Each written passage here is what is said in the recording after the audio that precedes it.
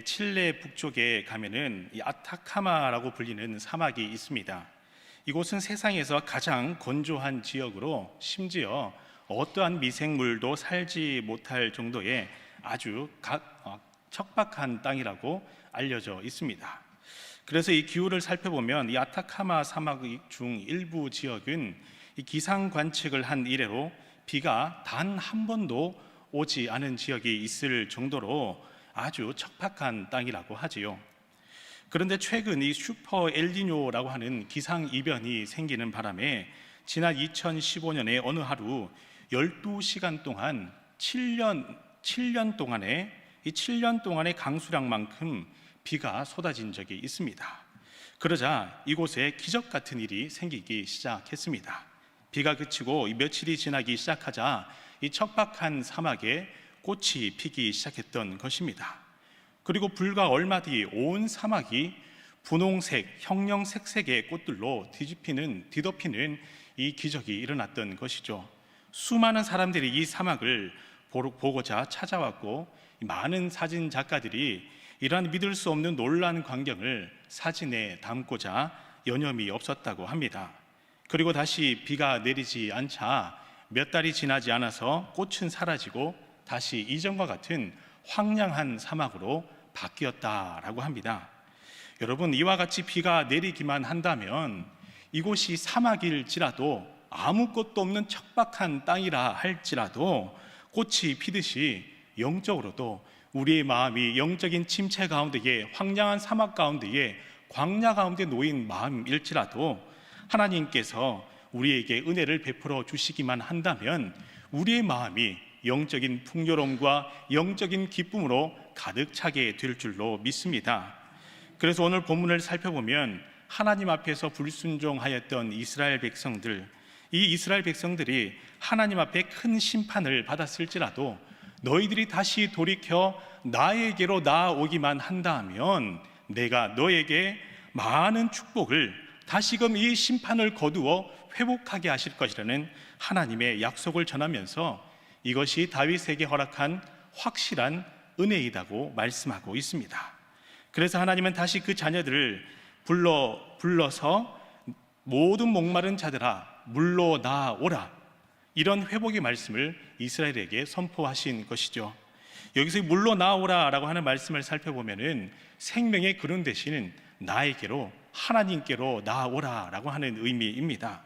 구체적으로 이 본문 1절의 말씀을 살펴보면 이 물로 나오라 라고 하는 원어의 의미는 습관적으로 하는 행위, 그리고 누군가의 지시에 의해서 수동적으로 움직이는 것이 아니라 마음 깊은 곳에서부터 감동이 넘치고 넘쳐서 스스로 기뻐서 움직이게 되는 적극적인 행위를 의미합니다. 다시 말하면 영적인 갈급함이 있는 자들에게 너희는 빨리 이곳에 나아오라, 이곳에 나와서 이 영적인 갈급함을 해결할 수 있는 하나님의 은혜를 맛보라 라고 하는 강한 하나님의 명령이다 라고 하는 것이죠. 그런데 특이한 점은 하나님께서 1절 후반부에서 말씀하시기를 돈 없는 자도 와서 포도주와 젖을 사라 라고 하신 것입니다. 여기서 이 사다 라고 하는 것은 값을 지불하다 라고 하는 의미입니다. 아시다시피 돈이라고 하는 이 재화 수단이 없이 값을 지불할 수는 없는 법입니다. 그래서 돈 없이 포도주와 젖을 사라 라고 하는 것은 문맥적으로 살펴보면 앞뒤 문맥이 맞지 않는 어불성설이라고 할 수가 있지요. 그런데 왜 하나님은 돈 없이 와서 포도주와 젖을 사라 라고 말씀을 하셨을까요? 그것은 본문이 말하는 이 물과 포도주, 젖의 의미를 구체적으로 살펴볼 필요가 있습니다. 본문에서 말하는 이 물은 인생의 가장 갈급한 문제인 삶과 죽음의 문제를 해결하는 영원한 생명을 의미하기도 합니다. 그리고 하나님의 계시를 밝히 깨달아 알게 하시는 성령을 빗대어 말하기도 하지요. 그래서 요한복음 4장의 말씀을 보면 예수님께서 사마리아 여인을 찾아가서 자신이 주는 물을 마시는 자는 영원히 목마르지 아니할 것이다 라고 말씀하십니다. 특별히 요한복음 7장 37절의 말씀을 살펴보면 너희 목마른 자들아 다 내게로 와서 마시라. 나를 믿는 자는 성경에 이른 것 같이 그 배에서 생수의 강이 넘치리라 라고 말씀하시면서 예수님은 성령을 받게 될 것을 연념에 두고 말씀하셨던 것이죠. 그래서 물러나오라 라고 하시는 이 말씀의 의미는 생수의 근원 대신 하나님께로 나아올 때에 하나님께서는 생명의 성령을 너희에게 주시겠다라는 말씀과 같습니다. 여러분, 다음으로 이 포도주는 발효된 음료이기도 하지만 이 당시 포도 농사를 많이 짓는 이 이스라엘에서는 주요 농산품이기도 하면서도 즐거운 일이 있을 때마다 이 연회에서 빼놓을 수 없는 기쁨의 음료로 사용되기도 했습니다. 그래서 이 성경의 용례를 살펴보면 동일한 본문인 이사야 25장 6절의 말씀을 보면 하나님을 잘 경외하는 백성들에게는 포도주로 연회를 베푸시되 오래 저장한 맑은 포도주를 주실 것이다 라고 축복의 말씀으로 사용되기도 합니다. 여러분들이 잘 아는 요한복음 2장에서도 예수님께서는 가나안 혼인잔치에 가셔서 물을 포도주로 바꾸게 하시는 기적을 행하시고 그 포도주를 마시는 자들마다 어찌하여 이 맛있는 포도주를 나중에 내었는고라고 다들 이구동성으로 이야기하는 장면이 기억나실 것입니다. 더 나아가서 이 젖은 풍요로움을 상징합니다.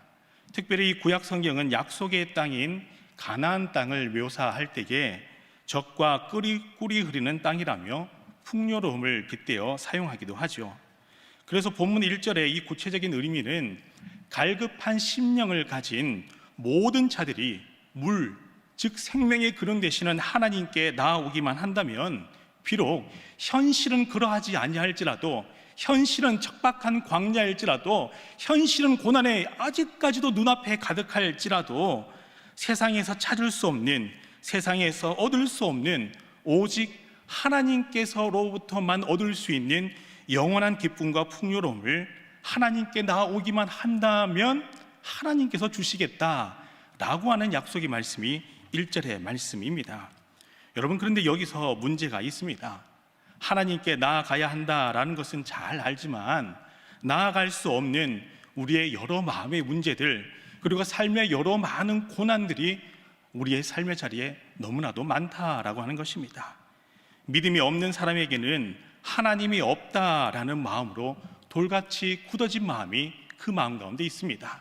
그리고 믿음이 있는 사람이라고 할지라도 여러 많은 고난과 시련을 당하다 보면은 하나님은 정말 살아계신가라고 하는 질문을 던지며 깊은 영적인 침체 가운데서 하나님의 음성조차도 들리지 아니하는 그러한 영적인 침체를 경험하게 되는 성도들도 있기 마련입니다.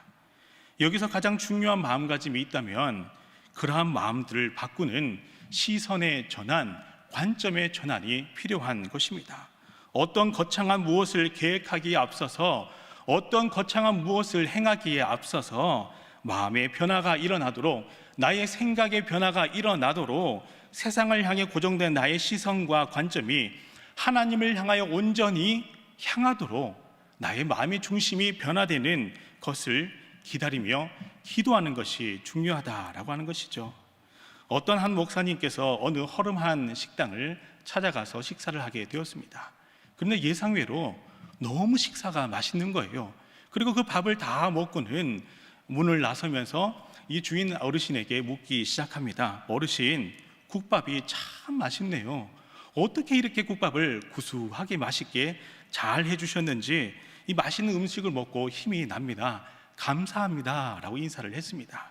그러자 이 어르신께서 이렇게 이야기하는 것입니다. 하나님께서 주신 일용할 양식이기 때문입니다. 그러면서 술술 지나간 이야기들을 이야기하기 시작합니다.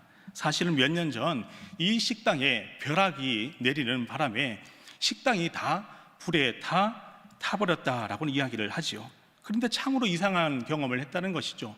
불에 다 타버려서 어떻게 이 식당을 다시금 재건할까 막막한 심정으로 있는데 지푸라기라도 잡는 심정으로 예배당에 나아가서 하나님 앞에 그저 하소연이라도 한번 해보자라고 나아갔다라고 하는 것입니다. 그런데 아무리 부르짖어봤자, 아무리 울으며 십자가를 바라보며 예배당에 있어봤자 마음이 그렇게 답답할 수가 없더랍니다. 그래서 다시금 나와서 이 잿더미가 된 식당을 바라보며 우두커니 앉아 있는데 순간 그 마음 가운데에 뜨거운 마음이 일기 시작하면서 세상이 줄 수 없는 어떤 평강함, 그리고 하나님께서 이 잿더미가 된 식당을 어떻게 일으켜 세울지에 대한 기대감이 갑자기 막 불일 듯 일어나기 시작했다는 것입니다. 어떤 구체적인 계획이 있는 것이 아니라 어떤 누군가가 지금 당장 도움의 손길을 내민 것도 아닌데 그 마음 가운데에 그러한 믿음의 확신이 들기 시작했더라라고 하는 것이죠. 그리고 이후 며칠 뒤에 도움의 손길들이 찾아와서 이 식당을 일으켜 세우는데 자원하며 봉사하는 사람들이 나왔다라고 하는 것이죠. 그리고 이런저런 조언을 해주는데 관공서에 나아가서 이렇게 신고하면 이렇게 도와줄 것입니다 라고 하는 여러 많은 전문가들이 도움의 손길로 손을 붙잡아 주더라라고 하는 것입니다. 그렇게 해서 이 식당을 잘 다시금 재건할 수 있었지요. 근데 문제는 마신 것입니다. 이 허름한 식당, 이 식당에 많은 사람들이 과연 누가 밥을 먹으러 올 것인가 라고 하는 것이 문제였습니다. 그래서 이 어르신께서는 그저 주어진 삶의 자리에서 딱 한 가지 음식만은 열심히 한번 해보리라 라고 하면서 국밥을 했는데요, 입소문에 입소문을 이어지면서 수많은 사람들이 이 식당을 찾아오더라 라고 하는 것이죠.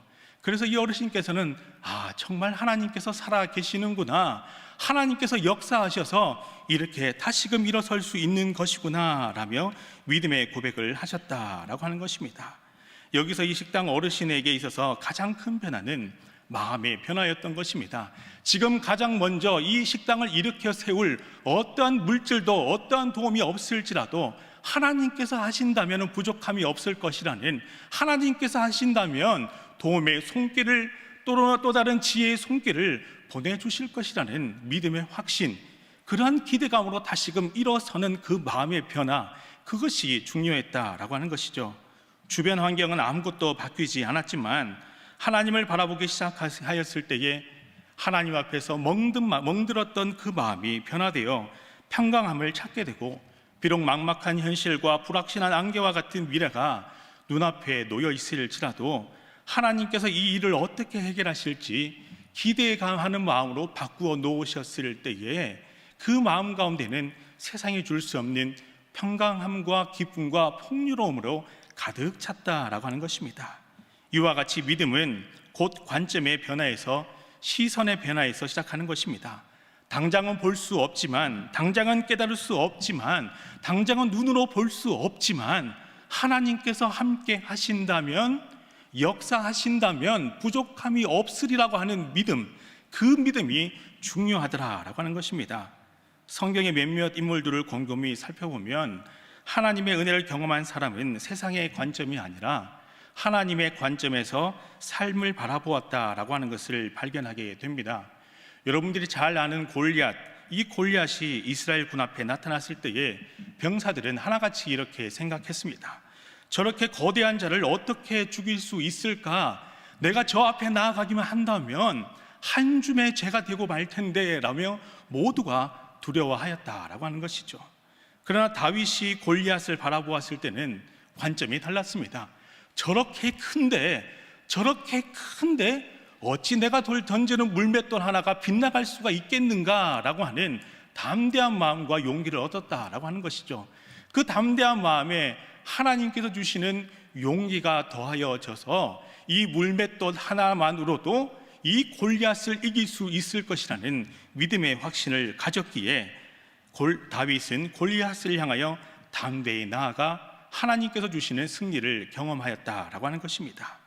여러분들이 잘 아시는 다니엘은 사자굴에 들어가서라도 두려워하지 않았던 이유는 그 시선이, 그 마음의 중심이 사자에게 있는 것이 아니라 내가 사자굴에 들어왔을지라도 하늘에 계신 전능한 하나님께서 이곳에도 나와 함께 하실 것이라는 믿음의 확신, 관점의 변화가 이 다니엘에게 있었기 때문에 사자굴에서도 평안할 수가 있었던 것이죠. 그래서 오늘 본문 2절과 3절의 말씀을 보면 양식이 아닌 것을 위하여 은을 달아주며 배부르게 하지 못할 것을 위하여 수고하지 말고 오직 하나님께로 나아올 때에 즐거움을 얻을 것이며 내 영혼이 살리라 라고 약속하신 것입니다. 그리고 이것이 오늘날 우리에게 허락하신 확실한 은혜이다 라고 말씀하고 있습니다. 이 약속의 말씀과 같이 우리 신일교회가, 그리고 우리 여러분 성도들의 가정이, 그리고 사랑하는 믿음의 자녀들이 이렇게 하나님의 말씀을 붙들며 하나님을 바라보는 믿음의 성도, 믿음의 자녀, 그리고 이런 믿음의 성도와 자녀들이 있는 하나님의 교회가 될 수 있기를 간절히 소망합니다. 그래서 오늘 이 제단에서 기도하실 때에 하나님, 우리의 삶의 걸음 가운데에 비록 우리의 눈앞에는 고난이 먼저 보일지라도, 우리의 눈앞에는 불가능할 것 같이 보일지라도 하나님, 우리의 마음의 중심을 바꾸어 주셔서 하나님의 관점으로 세상을 보게 하시고 하나님의 관점으로 나의 시선을 바꾸게 하여 주셔서 하나님의 역사하심을 경험하는, 그 역사하심을 경험하여 살아계신 하나님을 찬송하며 예배하며 그 하나님의 은혜를 다시금 나누는 우리 신일교회, 우리 구역 모임, 우리 교구 모임, 우리 신일의 가정, 우리 믿음의 공동체, 그리고 교육부서, 우리 아동부들 모두가 될 수 있도록 하나님 역사하여 주시옵소서. 가장 먼저 이렇게 기도할 때에 하나님께서 친히 역사하여 주셔서, 친히 하나님께서 여러분들의 하나님, 여러분들의 자녀들의 하나님, 믿지 않는 우리 가정들, 믿지 않는 믿음의 자녀들이 있을지라도 하나님께서 역사하여 주셔서 그 마음밭을 바꾸어 주셔서 사막을 강이 흐르는, 샘물이 넘치는, 믿음의 강이 넘치는 하나님의 마음으로 바꾸어 주실 줄 믿습니다. 할렐루야, 아멘. 오늘 이 시간 이 한 가지 기도의 제목으로 함께 기도하겠습니다.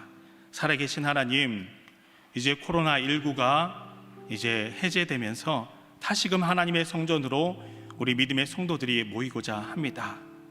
2년 동안 저마다 가지고 있던 수많은 기도의 제목들이 있습니다. 이 코로나라는 고난을 겪으면서 영적인 침체를 경험하는 지체들도 있습니다. 오랫동안 하나님의 성전을 떠나 있으면서 하나님을 잊어버린 성도들 또한 있습니다.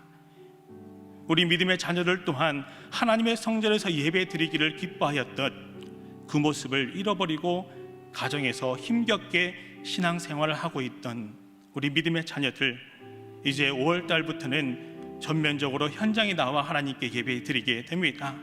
하나님, 우리 아동부들로부터 시작하여서 장년부에 이르기까지 우리 모든 믿음의 성도들과 자녀들, 하나님께서 그 마음의 중심을 바꾸어 주셔서 전능하신 하나님을 향하게 하여 주시고, 그 심령의 마음 가운데 고난이 있을지라도 고난을 향하여 시선을 고정하는 것이 아니라 전능하신 하나님을 향하여 시선을 고정하고 하나님께서 나에게 어떠한 놀라운 일들을 일으켜 주실지, 이 고난을 어떻게 이겨나가게 하실지, 이 영적인 집체 가운데 어떻게 일어서게 하실지, 우리 가정이 어떻게 믿음의 반석 가운데 다시금 서게 하실지, 하나님의 놀라운 그 믿음의 역사를 기대하는 마음이 우리 가운데 다시금 일어서게 하여 주시옵소서. 사랑하는 믿음의 자녀들을 붙들어 주시옵소서. 나의 사랑하는 믿음의 남편을 붙들어 주시옵소서. 나의 사랑하는 믿음의 아내를 붙들어 주시옵소서. 우리 사랑하는 믿음의 부모님들을 붙들어 주시옵소서. 나의 사랑하는 이웃들을 주님 붙들어 주시옵소서. 이 시간 다 함께 하나님 앞에 믿음으로 기도하겠습니다. 주여 믿습니다. 주여 믿습니다. 주여 믿습니다.